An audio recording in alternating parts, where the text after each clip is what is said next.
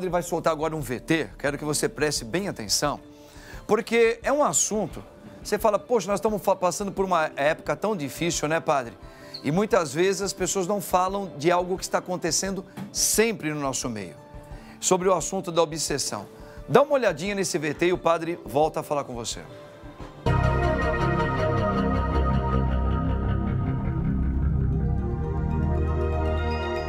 Uma obsessão consiste em uma ideia fixa e persistente que determina a conduta de uma pessoa, conduzindo a comportamentos que frequentemente são contra a vontade da pessoa obcecada. Muitas vezes, as obsessões são acompanhadas de uma sensação de medo e podem se desenvolver de forma patológica, dando origem a uma neurose obsessiva. Essa obsessão pode ocorrer em função de uma pessoa, de um trabalho ou de uma atividade. A pessoa obcecada por outra pessoa procura focar toda a sua vida em função da outra, fazendo com que tudo gire em torno disso, trazendo diversos problemas sociais e psicológicos. Quer saber mais sobre este assunto? Veja agora em nosso Papo Reto. Muito bem, minha gente, tá vendo? Um assunto muito legal, mas antes do padre chamar o nosso grande psicólogo Gabriel Monteiro, já ele vai entrar no ar, eu gostaria assim, quer ver? Hey, man, mostra o ciborgue que voltou aqui hoje, mostra pro Brasil aí, ó, o homem de 6 milhões de dólares estava com o pé machucado e ele voltou, mostra pro Brasil, aí, ó. Hey, man, tamo juntos. O homem dos olhos verdes, Deus abençoe você, seja muito bem-vindo. É isso aí. Gente, agora sim, ó. O padre agora fala com o nosso querido Gabriel Monteiro para nós tratarmos um pouquinho sobre o assunto obsessão. Gabriel, boa tarde, meu querido.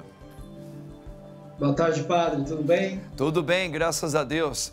Ô, Gabriel, sempre é uma grande alegria ter você aqui para nós falarmos de qualquer assunto onde a psicologia com você não tem para ninguém. Gabriel, hoje o assunto é obsessão. Eu gostaria, assim, aproveitar de uma maneira bem resumida, né?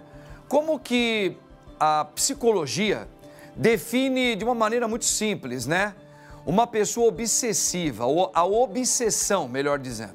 Como que nós podemos definir a obsessão? Legal. A obsessão, no âmbito psicológico, a gente considera como uma condição mental em que a pessoa começa a ter pensamentos e ideias repetitivas, intrusivas, fixas, né? Então ela sempre é aquela mesma ideia, aquele mesmo pensamento.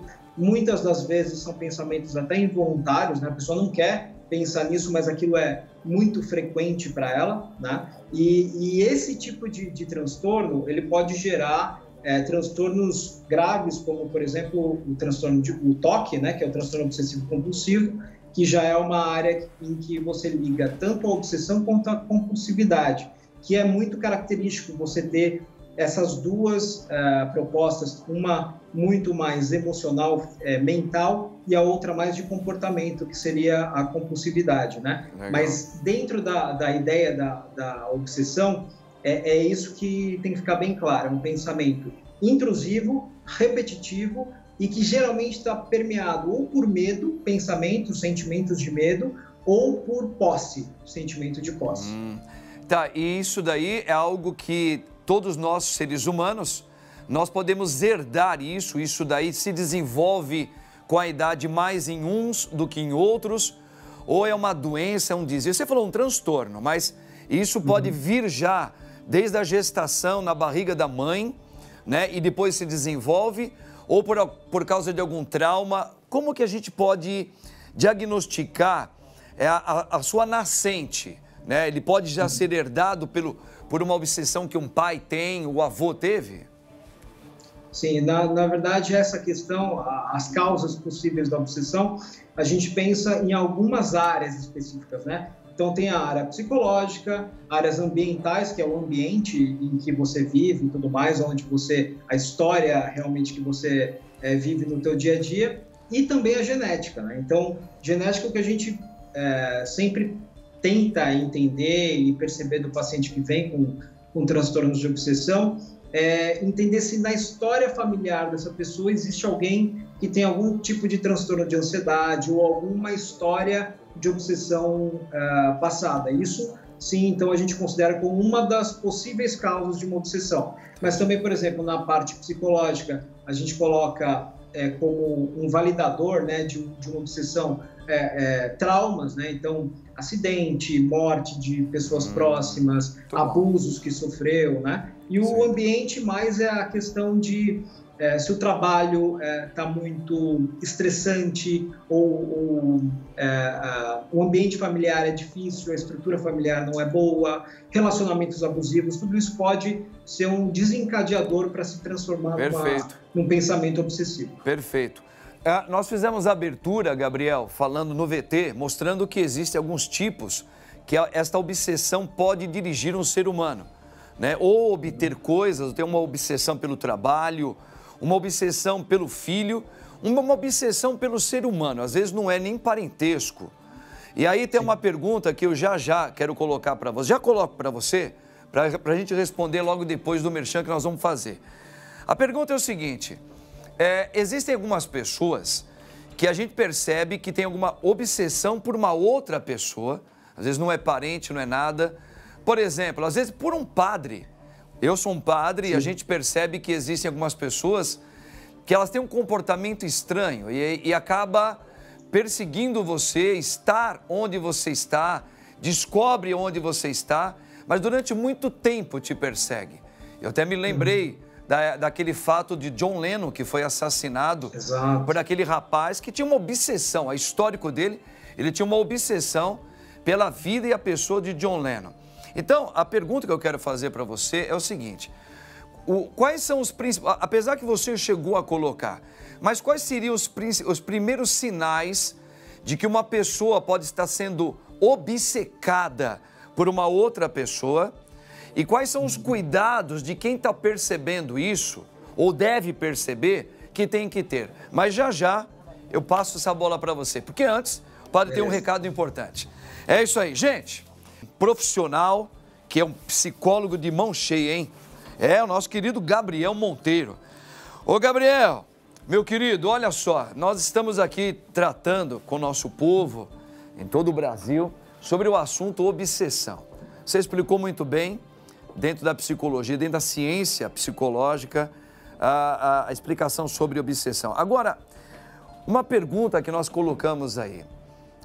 Gabriel, como que a gente deve perceber? Quais seriam os primeiros sinais? O que fazer? Qual o perigo disso, né? Dessa obsessão. Existem vários tipos de obsessões, mas existe aquela obsessão pelo ser humano. E muitas pessoas quase não falam sobre isso. E isso é perigoso. Quais são os sinais que a gente tem que prestar atenção e o que fazer quando você percebe que uma pessoa tem uma obsessão por você? Legal. A primeira coisa a se entender é que quanto mais próximo o relacionamento, mais perigoso é a obsessão de alguém, tá? Então, por exemplo, vamos começar falando dos relacionamentos de marido e mulher ou de namorados, enfim. Então, quando você percebe que isso está começando a ficar complicado, o comportamento começa a ficar diferente, é quando a pessoa começa a ter um ciúme violentíssimo da pessoa, né? Então tudo é problema, nada tá bom, assim, ela quer a pessoa somente para ela, né? Como se fosse um bibelô, quer pegar ela como se fosse um bonequinho e deixar no lugar que só ela toca, só ela vê, né? Então isso é um começo de entendimento de falar assim, opa, tem alguma coisa errada. Então quando ela tá perto dessa pessoa, ela tende a querer fazer tudo por ela. Dar comida, ver se ela tá bem, até ajudar a se vestir, coisas desse tipo. É um comportamento muito diferente do padrão, né? E quando ela está afastada dessa pessoa, ela quer dominar todos os passos, ela quer entender aonde ela está, o que ela está fazendo a todo momento. Então ela tem uma tendência de ligar toda hora, de mandar mensagem, e se a pessoa não responde em 10 segundos, ela já começa a ficar irritada, né? Então aumenta também, a pessoa que tem esse tipo de transtorno, ela aumenta também a impulsividade, a agressividade, né? Então e tem uma questão que é muito importante dentro de relacionamento, que é assim, a pessoa ela gasta todo o tempo do mundo pensando no outro, né? Porque a obsessão está tão forte naquela pessoa, naquela imagem, naquela figura, que nada mais importa.